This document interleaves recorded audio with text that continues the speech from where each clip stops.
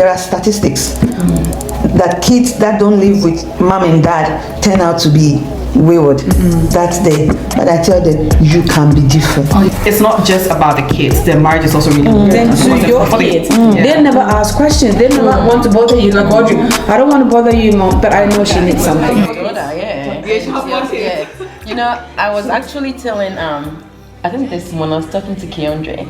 Keandre did something and I actually really reprimanded him, and then he came apologizing to me this morning, and I said to him, you know what, on Friday we went to women's fellowship, something happened, so I was just sharing with these kids, and I said, you know, Kofi and the other Kofi, they were misbehaving and running around the place just like that. And I was just sitting looking at them, and I was just saying to myself, my God, these kids, don't they see we're having a meeting?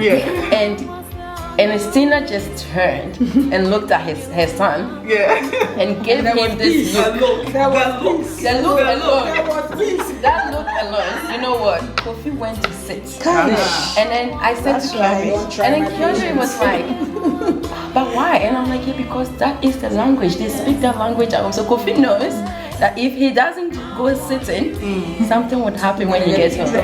So seriously, Well done, sister. very well. I'm clapping for you all the time. Clapping very well. Oh yeah, it's hard. I can relate. Being you're not a single man, you have a husband. Me.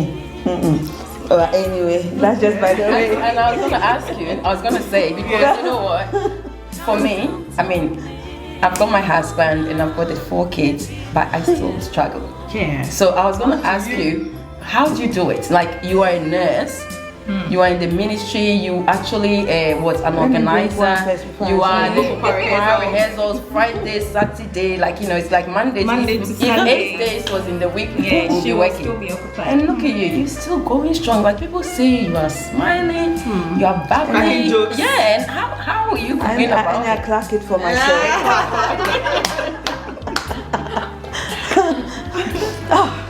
How do I do it? One, I don't think about it. I refuse to think about it and just do.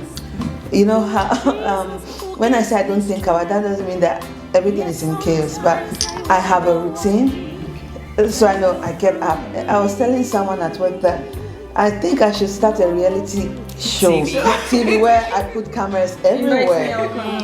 Because if you at 5:30 a.m. and I'm screaming at y'all, and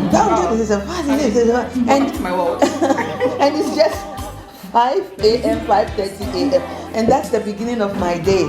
So you just sort of gather an inner strength somewhere and keep going. And why do you keep going? Because you want the best for your kids. You want to be better. You want them to be better than you, and their success at the end gives you that strength. And as Mami Mabna said, you have people around you that also help.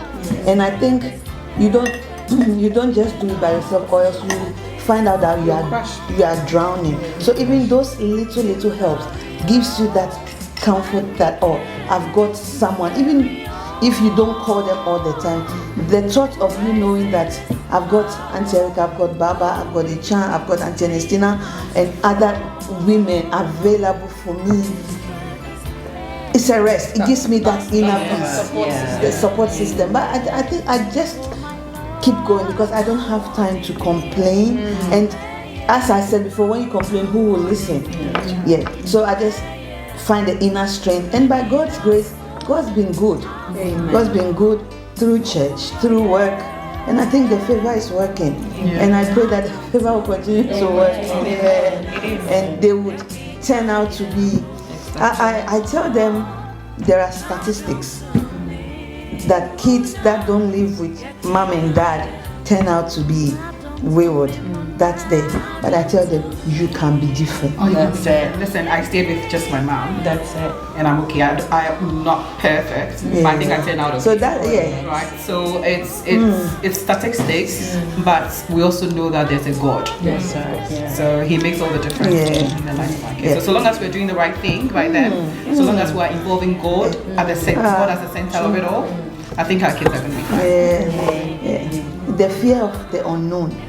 I think that's the fear of every mother, the fear of the unknown. But God is our strength, and I think we've been doing good so far. And City Women, amazing. I clap it for you. You guys bring your A game. You're all pretty. So yeah, as ever, you don't think, you just do. Thank God, yeah, so much so true. Yeah. Do you think that we have, I don't know about other nationalities, but other cultures, but do you think as African women we find it difficult to ask for help, even for those of us who are married? Like, we do everything, we know we are drowning, we know we are struggling, but we do everything because we feel like we have to do it as our responsibility. I think We don't ask for help. Yeah, I think we've been told right from when you were a child to toughen up. You know, if when you were a child, so we've been told that. So like for me, when I had Audrey, for instance, and I was struggling, and I had their expectation that my mom would be coming. So because I had that in mind, I knew for sure that she'll be coming. And when it happened that she wasn't coming because she's scared to fly, and she is not telling me because she doesn't want to disappoint me, so she wouldn't even call. And when she does, everybody okay, bye. She's feeling guilty. Yes, you know. And at this time, whom am I going to call? In Australia, every single mother is busy, whether they are coupled up or single or whatever it is. Everybody is busy. We all do 8 hours, some even more. So everybody has it in their mind. Look, Erica is only like a block away from me. But do I want to trouble her? She's got her own load. But for all you know, she will be willing to give me that help that I need. But I think that I don't want to burden Erica, so I wouldn't even extend my to ask for help. So we tend to sort of have it all in, then we are very overwhelmed, and that's when we don't look after our mental health. Superwoman. Yes, we want to toughen up. And before you know it, this transcends to your kids. They never ask questions. They never want to bother you. Like, Audrey, I don't want to bother you, Mom, but I know she needs something. So I think maybe this cycle we need to break it. You know, it doesn't matter how busy you think somebody is. I know you are very busy, but can you watch my child for maybe an hour for me? Maybe I'm not going anywhere. I'm just hiding in my house, Erica. I just can't be bothered with them. So have them for 1 hour. I think we should. And also another thing that I would say, we Ghanaians, we like to talk a lot. So that stops people for asking for help. Do you know what I mean? Because if I ask you for help, and then I only spoke to Erica about it, but then a child will be telling me, oh, I heard you left your kid with Erica. Where were you? I'm never going to leave my Is kid. it a fear of being judged? I guess that's like that. Being judged is what's like, you know, we pretty much join to. But I don't look.